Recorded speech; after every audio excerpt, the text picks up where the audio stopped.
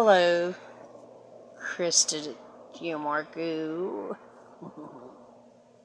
Psychic Soul Senses, Krista Renee Barker. Anyways, so I've been reading this book. See, The Scars of Eden. Scars of Eden. It's really good. It's really interesting. I love to read anyways, but I'm going to start reading pieces to you guys. So, when I say that religion started the framework for societies and the good versus evil, obedient versus disobedient, and so on, the duality. So, when the early church made the decision to glue the Hebrew canon onto the writings of the apostles of Jesus, they brought that same basic framing into Christianity, with that as an introduction to Jesus. What Jesus was on about gets framed as a religion of us and them, worship versus ideology, obedience versus sin, church versus world, heaven versus hell, the dual reality.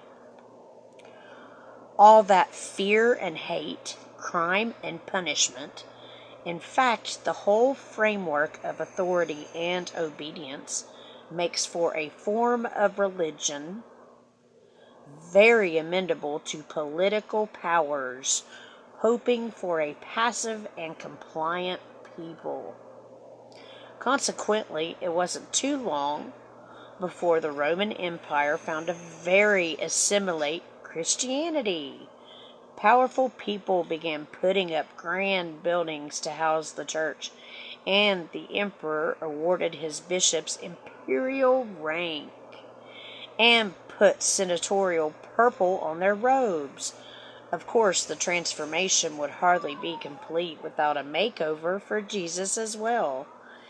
If you want a snapshot of that, go back to Ravenna in Italy. You will find a beautiful portrait of Jesus in an archbishop's chapel.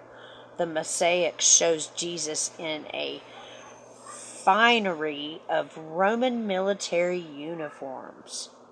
This Jesus is evidently a soldier of the empire, humbly taking imperial orders, and armed so he can mete out imperial justice. In this picture, the very idea of a good Christian and a good Roman citizen have become indistinguishable. Hey, presto, imperial Christianity. It's all a framework to control us. That's it. That's it. Karen sitting there in church talking about Sue down the street at the bar last week. She's no good. So what happens to Sue? Well, the cop that's in the church finds out Sue's out doing associates. He's going to have his eye on Sue, and he's going to go pull her over. I'm telling you. By the way, this book is, like I said, it's called The Scars of Eden.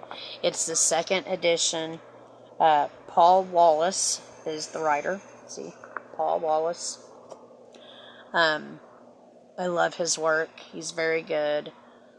He's been a preacher for years, but he puts a lot of information in and talks about how,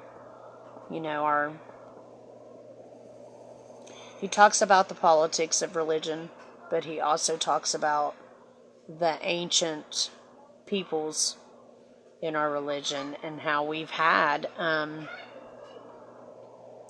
aliens and stuff like that here all along. I mean, we know we're not alone. We've always known we're not alone. If you think we're alone, you might need to go get your head examined. Anyways, I hope you enjoyed this short. I wanted to put that out there. That was really, really good, Paul. Beautiful work.